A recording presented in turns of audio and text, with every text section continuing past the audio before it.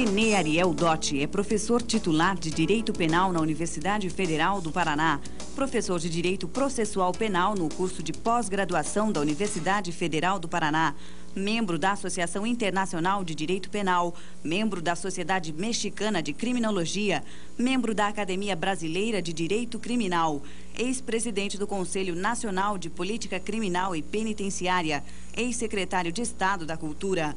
Obras publicadas, entre outras: Proteção da Vida Privada e Liberdade de Informação, a Proteção Penal do Meio Ambiente, a Reforma Penal e Penitenciária, Reforma Penal Brasileira, Forense. Tem vários artigos publicados no Brasil e no exterior. Este é René Ariel Dotti, convidado de hoje da Sala Exclusiva. Boa noite. Estamos iniciando mais uma apresentação de Sala Exclusiva. Nosso convidado essa noite é o Dr. René Dotti, advogado denomeado, aclamado e convocado pelas fronteiras todas deste nosso Brasil. Professor de Direito da mais alta respeitabilidade. Um homem que construiu, na verdade, a sua vida em cima do culto do direito e da justiça. Boa noite, professor René Dotti. Boa noite, Inés. Na condução desse programa, conosco, como habitualmente, o analista político Silvio Sebastiani. Boa noite. Hoje nós vamos conversar um pouquinho com o doutor René Dotti. E como nós vimos agora o currículo do René Dotti, vamos saber um pouquinho da sua vida. Um pouquinho do seu nascimento, onde nasceu, como é que foi sua infância, sua mocidade, seu ingresso na faculdade. Era isso que nós queríamos ouvir de início do Dr. René Dotti. É isso que nós queremos, é isso que o nosso telespectador espera do Dr. René Dotti, um pouquinho da sua vida, que é impressionante, que nós precisamos saber essa figura que o Paraná tem, que recebe muito bem, que é essa figura curitibana do Dr. René Dotti. Boa noite, doutor René. Boa noite, Silvio. Muito obrigado por essa oportunidade. Bem, eu tenho dito que nascia a 200 metros de onde o Papa rezou a missa, quando veio pela primeira vez aqui em Curitiba, em 1980, e celebrou a missa no Centro Cívico. É aí, então, no AU de Baixo, que eu nasci, num bairro de italianos e poloneses, que viviam numa confraternização muito grande, inclusive o prestígio, anos depois, do Operário do AU como campeão da Liga Suburbana de Futebol. Tinham os italianos e poloneses que vieram para cá ainda a herança traumática da Primeira Guerra e a expectativa dolorosa de uma Segunda Grande Guerra.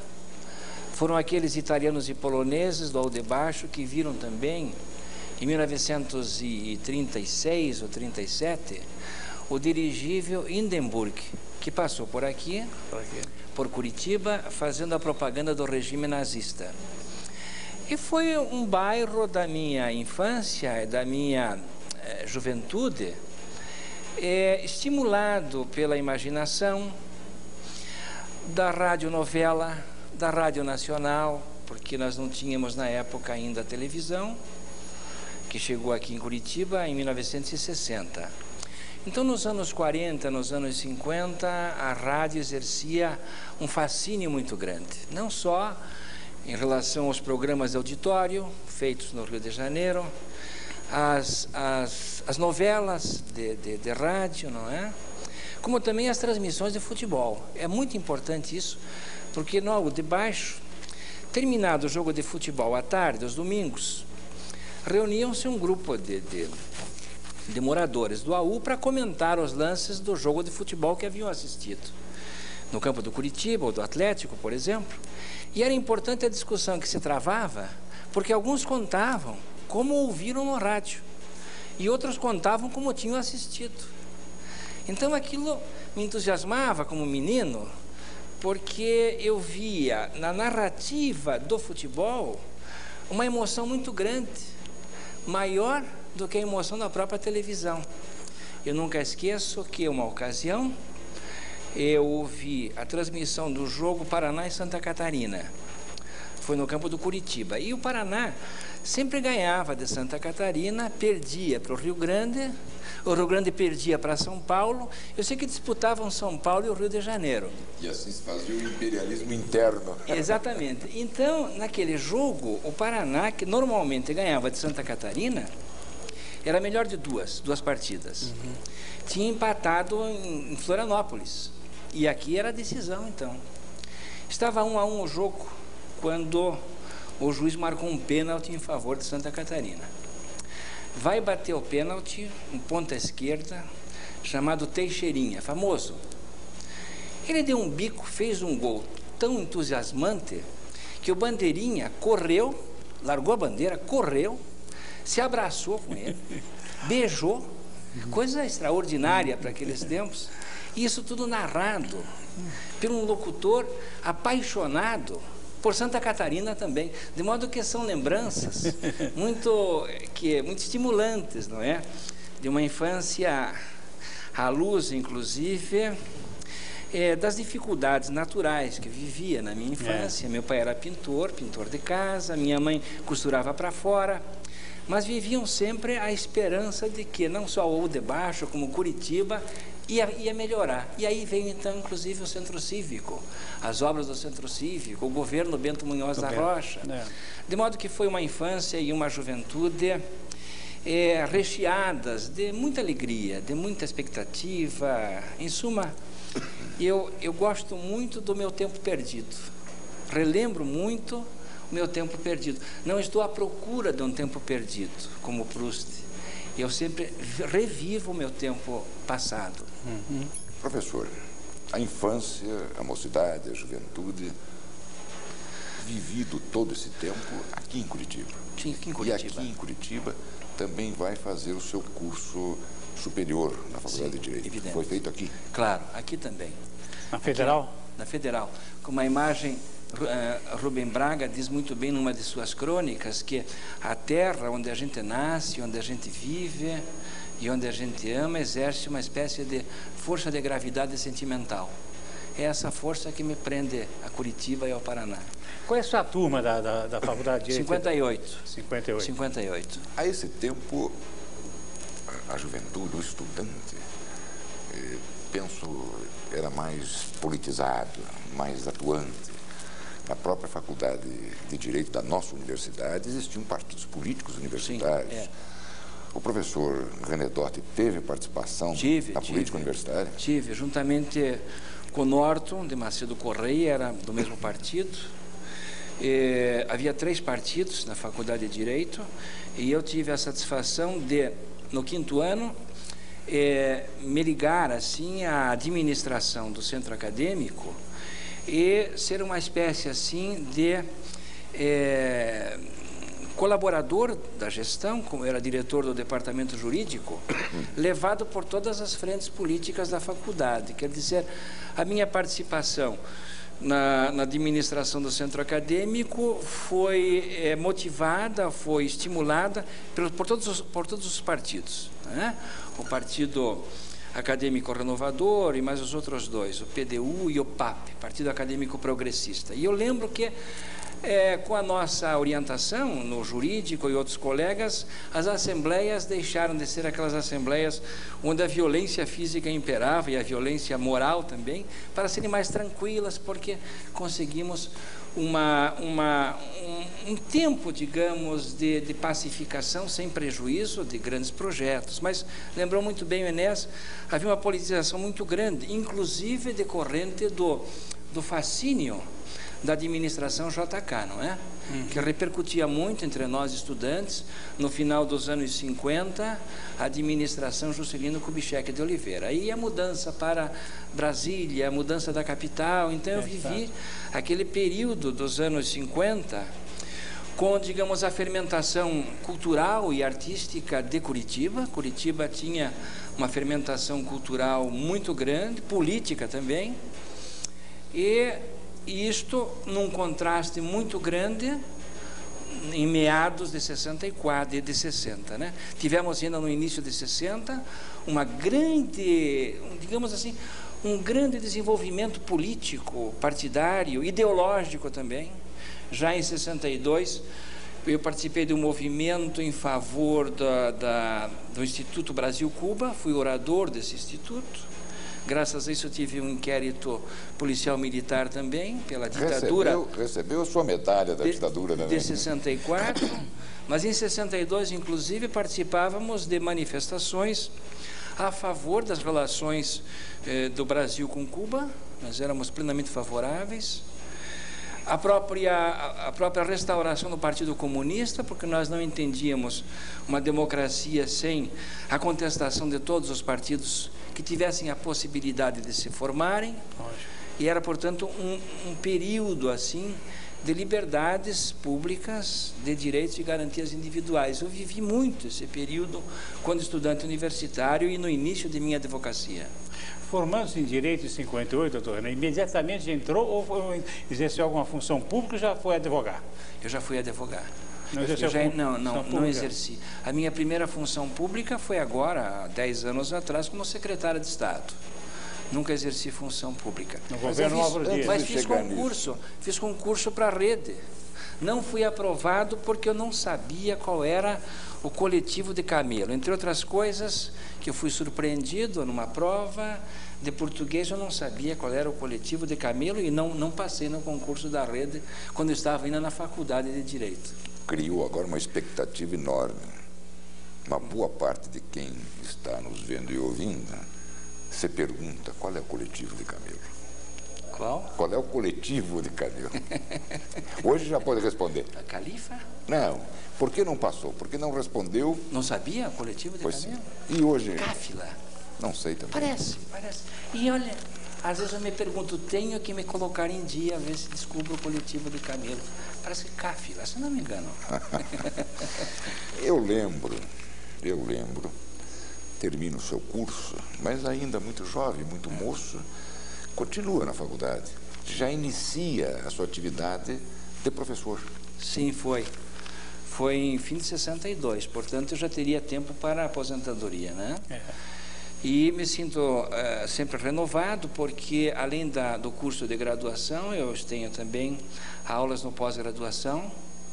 Entendo que o exercício do magistério é absolutamente necessário para a minha convivência diária, não só com os estudantes, como com as ideias que os estudantes trazem também. E me sinto, assim, plenamente realizado por poder continuar na universidade e na advocacia, cada vez mais militante, não é? Doutor René, aí veio o período, eu estava chegando lá, um período quase assim, o antes de 64, que nós podemos conversar um pouquinho, aquele período com mais liberdade, que o senhor estava querendo comentar, sobre as aberturas de partidos políticos, não é isso? O senhor estava levantando esse problema sério. E o que o senhor acha de tudo isso? O seu pensamento, o seu parecer sobre essa liberdade que havia antes de 64? Bem, como eu disse, era um período de grande fermentação, é um período de revolução das ideias. Nós estávamos vivendo também aqui em nosso país as ideias de liberdade irradiadas politicamente e filosoficamente pela França, pelo existencialismo, por tudo aquilo que a França representava. Nós tínhamos, de um lado, digamos assim, a oportunidade de acompanhar certa revolução do pensamento mundial através da França, basicamente. Esse foi o que marcou, no final dos anos 50 e início de 60, os movimentos políticos e filosóficos que da França se irradiavam até aqui, né? Então, Camus, Sartre e outros tantos escritores e filósofos nos davam uma ideia de liberdade, que era também a ideia alimentada já na América do Sul, na América Latina também, através de países como Cuba e outros tantos países, e do nosso país também. De modo que o que nós tivemos poucos anos mais tarde, com a ditadura militar, foi lamentavelmente um retrocesso muito grande naquele processo de desenvolvimento que nós estávamos vivendo, tanto econômico, social, político e cultural. Havia a multiplicidade de ideias, de opiniões, em suma, nós tínhamos verdadeiramente uma convivência com todos os contrários. Eu lembro porque eu trabalhei nesse período no Diário do Paraná. E a redação do jornal era algo de extraordinário, era assim um cenário muito vivo, um caleidoscópio, porque as notícias internacionais vinham através do teletipo. Então, na medida que a redação ia recebendo aquelas notícias, a própria redação ia discutindo. Os jornalistas iam fazendo suas matérias, ou fosse política, futebol, etc., tal, mas iam discutindo as notícias com tal assim entusiasmo, fazendo de tal modo o fechamento do jornal e depois para tomar um chopp, comer um cachorro-quente, com a sensação de que estavam influindo, inclusive, nas coisas. Diversamente de hoje, porque sem nenhum sentimento, digamos, retrógrado, nós sentimos que a multiplicidade da informação, ela tem uma vantagem, mas também tem um ponto negativo, que é a falta, muitas vezes, de uma unidade do pensamento, de convicção, etc. Essa multiplicidade da informação, digamos assim, essa fragmentação determinada pelo universo da informação, faz com que o homem não tenha condições de assimilar a notícia e interpretá-la. E a redação do jornal interpretava a notícia. Me parece muito importante que o jornalista, o comunicador, não seja um repassador da informação, evidentemente, porque a pessoa quer ouvir não só o que o jornalista diz, mas o que o jornal diz. É importante. Quando o povo diz, o jornal disse isso, o Estado falou isso, a Folha disse isso, a Exclusiva falou aquilo. É a interpretação do fato. É a interpretação do fato. Nós temos comentado muito aqui, doutor René, que o grande culpado disso é o release. Assim. Que vem tudo pronto e os jornais então distribuem, dão aquela nota, claro, que vem de onde, não sei de onde, claro, e ela vem e é tudo isso. Justamente entra dentro do que o senhor está acabando de dizer. Exatamente, agora, acabando de falar. Dizem até que ficou mais barato. É evidente.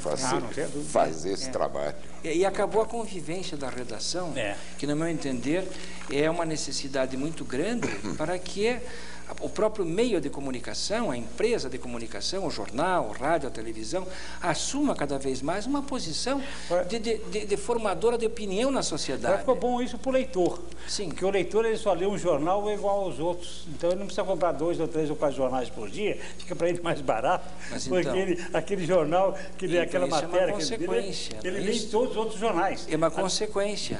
Você pode perceber isso quando viaja, que faz algumas escalas. Uma viagem mais longa, que você faz algumas escalas, você vai pegando o jornal da cidade onde o avião faz a escala. E você vê que as notícias têm quase assim a mesma redação, o mesmo enfoque. Portanto, há, sem dúvida nenhuma, uma neutralidade nisso.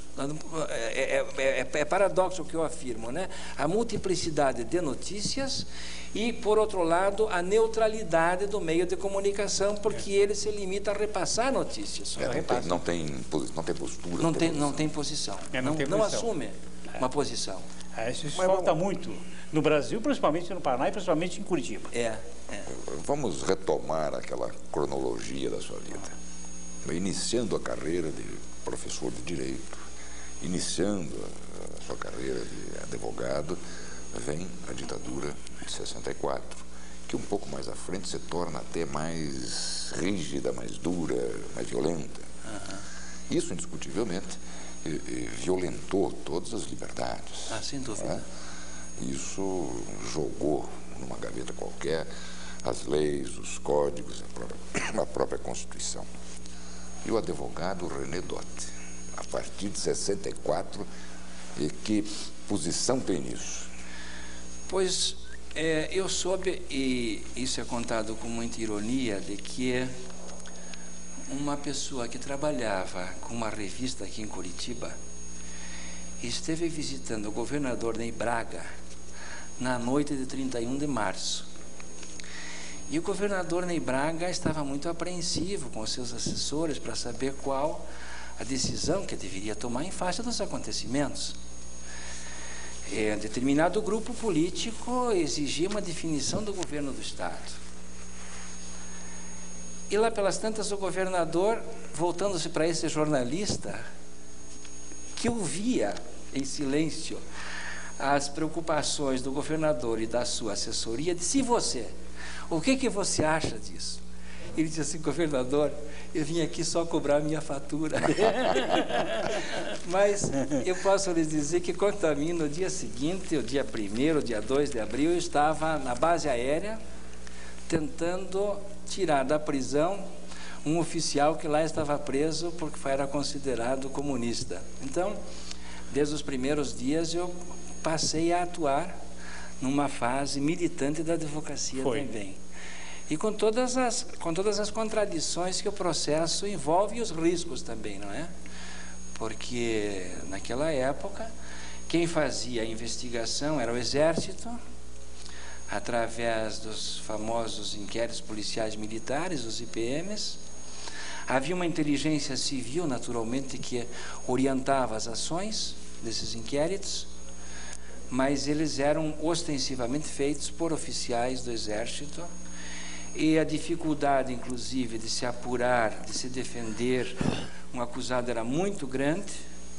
Isso somente foi possível quando esses inquéritos chegaram na auditoria, com as restrições também da auditoria militar, mas pelo menos era uma oportunidade que nós tínhamos de defender os acusados políticos. E naquele tempo, eu lembro, 65, 66, a imprensa ainda tinha a possibilidade de divulgar esses processos. Eu lembro bem, na defesa de alguns acusados, como o ex-ministro Amaury de Oliveira e Silva, o deputado Walter Pecoá, Eliseu Gomes Torres. Eu defendi ministros, ex-governadores, parlamentares. A imprensa tinha possibilidade de divulgar esses processos e dava, sem dúvida nenhuma, um prestigiamento à defesa muito grande. A imprensa, naqueles anos, foi extraordinária. A nossa imprensa aqui, também, de Curitiba, é verdade. Também, de Curitiba, sem dúvida. Mas o Estado do Paraná... período também teve o seu termo.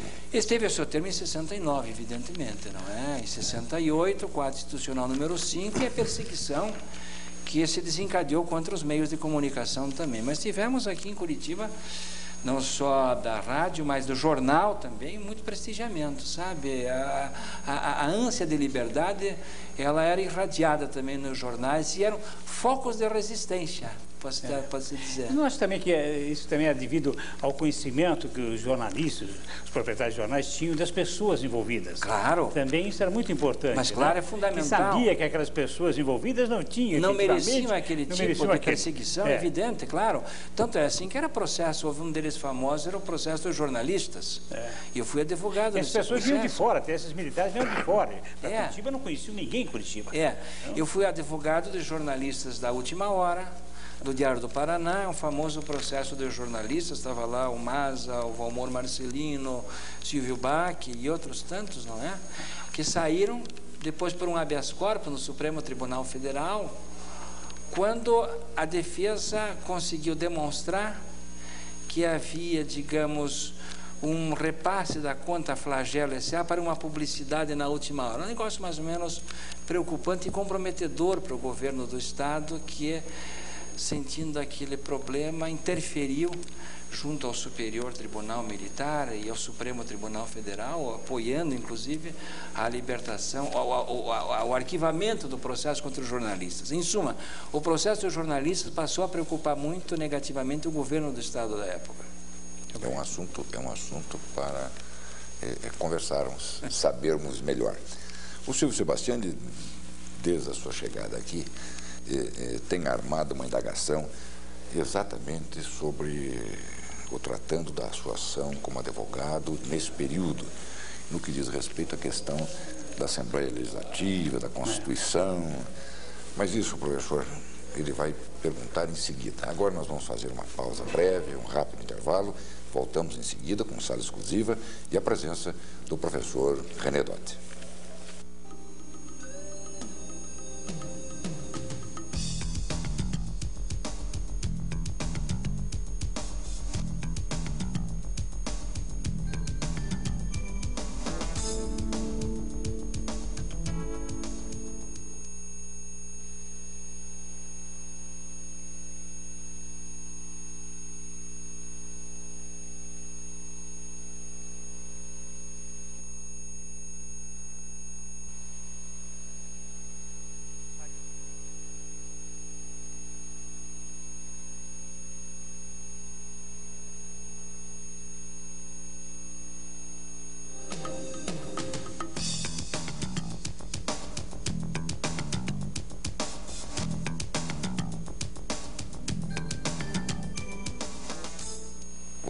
sala exclusiva e a presença essa noite do professor René Dotti.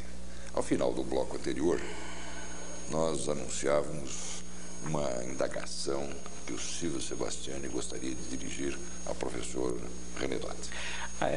Em 1970, eleição de 70, o MDB elege 8 deputados estaduais. Ele se assume em 71. E no governo, Haroldo Leão Pérez. O presidente da Assembleia era Ilso Forte, o primeiro secretário, o Ivo Tomazoni, o segundo secretário, Kelso Crisóstomo da Silva. Logicamente, os 3 eram da Arena.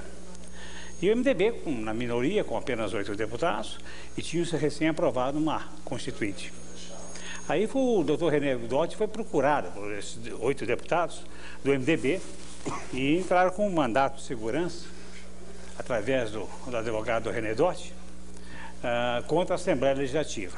E era isso que eu queria conversar com o doutor René Dotti, para ele nos contar esse episódio, que eu acho que é um episódio muito importante na vida política do Paraná. Com a palavra, doutor René Dotti. O regime militar, que se instaurou em 64, ele restaurou o tempo das capitanias hereditárias, porque os governos estaduais e municipais passavam a ser previamente escolhidos segundo a vontade determinante do governo central. E isto ocorreu em relação ao governo Haroldo Leão Pérez também. Havia projetos na Assembleia Legislativa que tramitavam com uma velocidade insuportável para as garantias do regimento interno, e um desses projetos era o projeto de emenda constitucional. Então, a grandeza de uma carta política para um Estado, a grandeza dos temas a serem discutidos, tudo isso foi atropelado pelo interesse que tinha o governador, ou quanto antes, de obter uma substancial reforma na Constituição anterior, e com isto violou disposições do regimento interno. Foi aí que, então, os deputados do MDB, Nivaldo Krieger, era também Mugiati, o prefeito de Londrina, Bedinati, Maurício Maurício Nelson Rufara, 8 deputados do MDB, e mais também o Cândido Manuel Martins de Oliveira. O Álvaro Dias também era deputado. O Álvaro Dias. O Cândido era da Arena e o Herondi Silvério estavam plenamente a favor da reivindicação que a oposição fazia de ter espaços maiores para discutir o projeto da emenda. E estavam dispostos a assinar também um mandado de segurança, mas eu ponderei ao Cândido, que foi, aliás, quem procurou o escritório para aquele mandado de segurança, de que ele correria um risco de cassação do seu mandato, porque a chamada revolução não iria tolerar que um deputado da Arena estivesse ostensivamente a favor da causa do MDB. Então, o Tribunal de Justiça concedeu o mandado de segurança, liminarmente, determinando que aquela emenda, a Constituição, não podia prevalecer em face da violação do regimento interno da própria Assembleia, não é? Aquela decisão foi cassada pelo Supremo, era o ministro Aliomar Baleiro, que disse que estava ainda a Constituição, a emenda em vigor. Mais tarde, o Tribunal de Justiça confirmou aquela liminar, disse que a Assembleia tinha exorbitado o regimento, concedeu a segurança. Mais uma vez, o governo do Estado foi ao Supremo, pediu ao ministro Aliomar Baleiro que lhe desse razão, e nesta ocasião o ministro Baleiro suspendeu a segurança que o Tribunal de Justiça do Paraná concedera, mas disse no final: tudo leva a crer que haverá uma intervenção federal poderá ocorrer no Paraná. E ela não demorou mais do que alguns dias, não é? Houve a renúncia do governador, uma renúncia imposta pelo governo central, e assumiu o professor Parigot. Isso em 72, se não me engano, 71 ainda. 71. 71. Foi o início desse trabalho aí. Foi isso mesmo. Isso é Professor importante, o registro. Nós estamos aí vivendo um momento, uma época de reformas, ou pelo menos de anúncio de reformas. Nós gostaríamos de ter a sua opinião sobre algumas dessas medidas, desses projetos, dessas ideias. Mas vamos começar pela necessidade que possa ter o ensino de ser reformulado.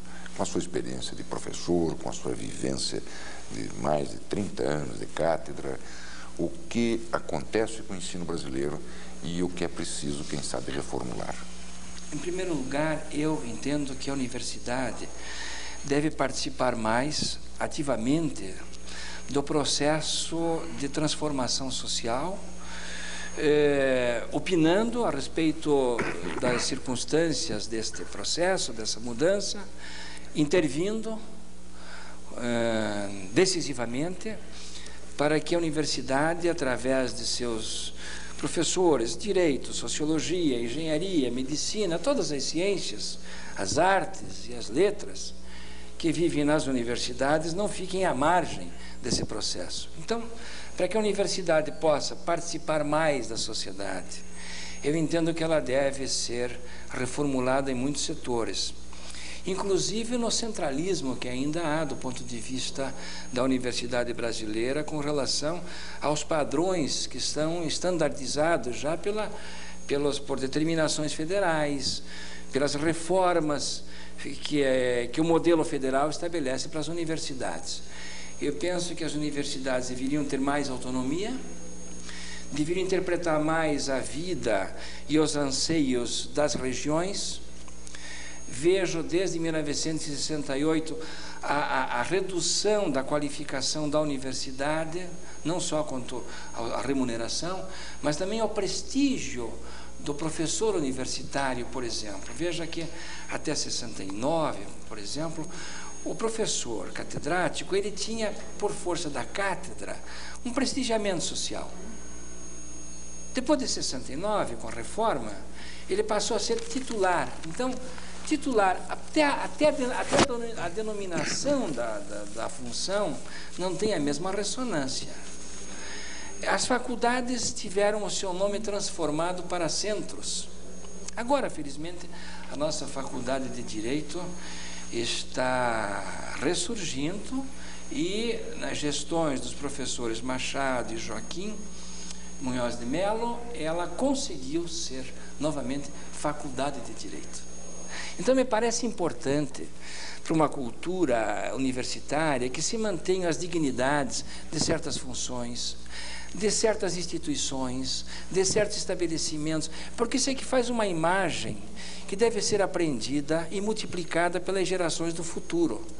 Entendo que há necessidade de uma reformulação, inclusive com os critérios de vestibular, que é algo de terrível. O vestibular é mais para os pais que para os filhos. Cada vestibular é uma experiência dolorosa para os pais, porque o funil é muito estreito para que uma grande legião de estudantes ingresse na universidade. Então, os testes, a forma de aferir a cultura, o conhecimento, no meu entender, são massificadores. A prova chamada de escolha múltipla é uma prova absolutamente massificadora, não consegue identificar aquilo que o candidato sabe. Parece que o vestibular é um instrumento terrível, odioso, de procurar descobrir o que a pessoa não sabe, ao contrário de aferir o que a pessoa sabe. Então, até desde o vestibular, eu entendo que há necessidade de uma reformulação de métodos e de meios de nossa universidade. Muito bem. Ainda com relação a reformas, nós temos aí, tramitando, alguns até um bom tempo, projetos de reforma dos nossos códigos, nos quais, inclusive, o professor Renedotti tem atuou ou está atuando. O que acontece com essas propostas de atualização, de reformulação dos nossos códigos? Bom, é muito difícil hoje em dia que haja uma reforma geral de um código, porque o tempo de uma legislatura não é suficiente para discutir amplamente todo um código civil, um código penal, um código comercial. Então, as reformas têm sido realizadas em setores dos códigos, setor do Código Civil, setor do Código Comercial, do Código Penal, etc. E procuram, de certa forma, atender aos apelos, né, da sociedade, mas de uma maneira desordenada no meu entendimento. Por quê? Porque na medida em que se manifesta certa reivindicação social, há um projeto de lei a respeito daquilo que procura satisfazer aquele interesse conjuntural. Nem sempre é um interesse permanente, é um interesse conjuntural e que se converte muitas vezes em leis. Então nós temos, lamentavelmente, um descompasso muito grande entre a multiplicidade de leis que são editadas e a possibilidade de, assim, absorver as leis já existentes.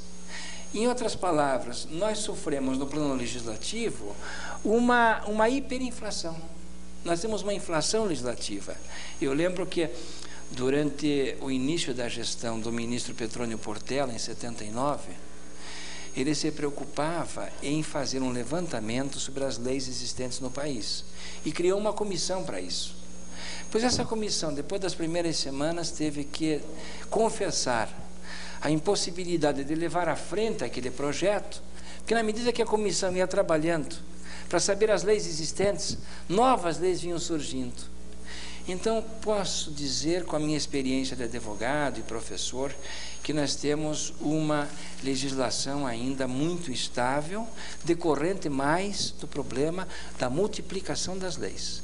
Acho que deve haver, no governo federal, quanto às leis federais, evidentemente, um ponto de referência do Ministério da Justiça com o Parlamento. Não há um canal, no meu entender, inteligente entre o Ministério da Justiça, representando o governo, e o Parlamento, para que muitas leis deixem de ser discutidos, projetos, porque já existe a respeito disso uma legislação. Nós temos muitas leis já que cobrem suficientemente as necessidades sociais. E muito mais necessário, muito mais importante que novas leis, é o cumprimento das leis já existentes. De nada adianta novas leis sem que nós tenhamos a cultura do cumprimento das leis existentes, né? Mas há pontos favoráveis, como esse da emenda, por exemplo, à Constituição, que estabelece a possibilidade de reeleição. Eu entendo que é um avanço muito grande, porque nenhum chefe de executivo pode desenvolver um bom projeto de governo em 2 anos. 2 anos, porque o primeiro ano é para conhecer a sua equipe, conhecer as dificuldades que tem o governo, o município. Um ano final é um ano eleitoral, nós temos ainda, durante algum tempo, este problema grave que eu acho de eleições de 2 em 2 anos. Restaria, portanto, 2 anos para o chefe do executivo. Eu entendo que é um prazo extremamente exíguo. Eu sou favorável, portanto, a uma reeleição sucessiva. E uma eleição geral em determinado período. Claro, 4 anos. Mas é evidente. Houve já uma experiência no Brasil em 82. E acho que foi a única experiência que foi feita no Brasil. Exatamente. De um período só de uma eleição total.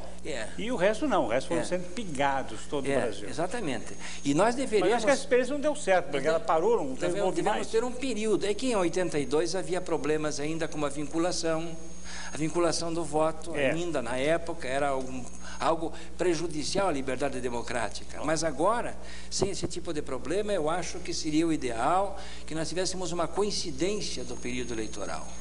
O seu pensamento favorável à reeleição do Executivo, o seu pensamento favorável à coincidência geral das eleições, se estende também ao campo do parlamentarismo, do voto distrital? Do voto distrital misto, sem dúvida nenhuma. Eu entendo que é extremamente difícil, se não impossível, fazer uma boa campanha com recursos próprios para um mandato de deputado federal, por exemplo. Eu entendo, veja, o Enéas foi nosso senador, tem a experiência vivida no parlamento de que determinados projetos, pela sua importância, eles vão muito além de uma legislatura. Não é possível, para determinado tipo de projeto, conseguir a sua adesão e a sua implementação num período de 4 anos do Executivo.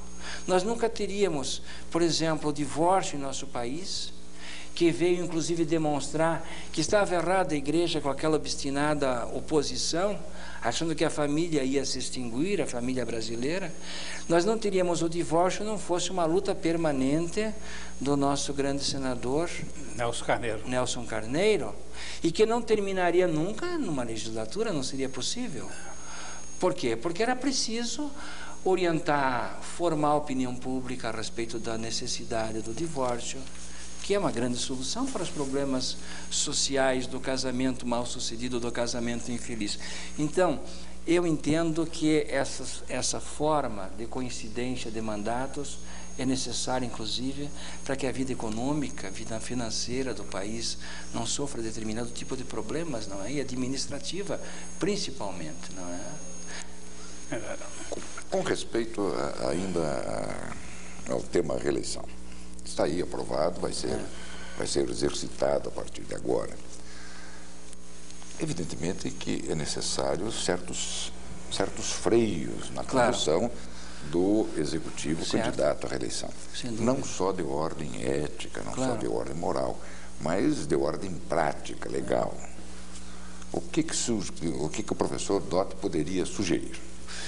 Bem, em primeiro lugar... É um assunto que começa agora a ser debatido lá. Mas é evidente. Em primeiro lugar, eu entendo que não é possível se desenvolver um progresso dentro deste campo com, digamos, o afastamento dos titulares dos cargos nessas circunstâncias, porque isso poderá gerar verdadeiras revoluções civis, na medida em que o exercente do cargo se afasta durante determinado período, assume o cargo de governador ou prefeito quem lhe for absolutamente hostil por interesses partidários ou de outra ordem, criaria dificuldades muito maiores do que a continuidade do exercício do mandato pelo candidato. Agora, evidentemente, submetido a determinados freios que impeçam a publicidade opressiva, que impeçam, digamos, atitudes que se dirijam meramente ao interesse eleitoral. E neste campo, eu entendo que não somente a lei, já temos uma nova lei eleitoral, mas também os tribunais têm uma função importante. Eu vejo a justiça eleitoral brasileira como um modelo muito importante de fazer uma justiça rápida e eficiente. Veja que é da justiça eleitoral brasileira, por exemplo, que surgiu esta mecânica do direito de resposta, com uma pena que é muito eficiente, que é o candidato ofensor perder uma parte do seu tempo em favor da vítima da ofensa no programa de televisão. Então, funciona, são mecanismos que funcionam, criados pela justiça eleitoral e que agora se converteram em lei. Então, eu tenho muita fé, muita esperança de que a legislação de uma parte complementar e a legislação ordinária e os tribunais regionais e o Superior Tribunal desenvolvam um tipo de atuação para impedir que haja, assim, abusos por parte dos candidatos que exercem os cargos executivos. Mas eles não podem legislar, esse é o grande problema, quer dizer, quem legisla é o Congresso, e o Congresso é político, o Congresso faz a legislação, faz a lei para eles. Então o Tribunal Eleitoral fica muito, com pouca força para exercer esse poder. Mas veja, os tribunais têm, através das resoluções, a possibilidade... Mas a resolução é baseada na lei, quer dizer, sim, então não é esse o problema. Mas se o tribunal baixar uma resolução interpretada em princípios da Constituição e em princípios da própria lei, nós podemos ter resoluções altamente criativas do ponto de vista ético também, porque o problema mais é ético do que legal, está de acordo, não é? O problema é mais de ética do que de lei, digamos, de ética do que de direito, né?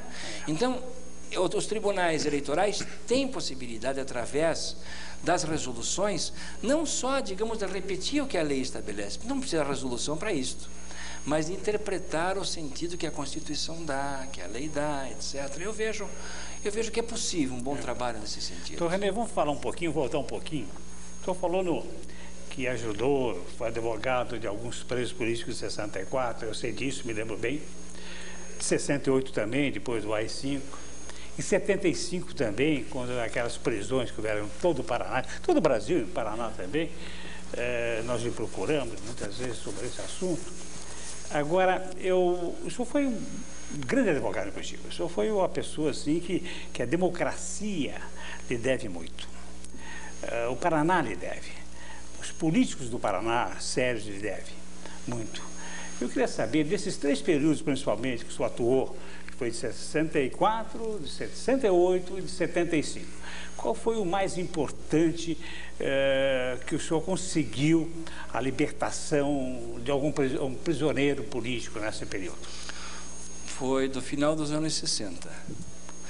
E especificamente por causa de um grande processo chamado Operação Três Passos.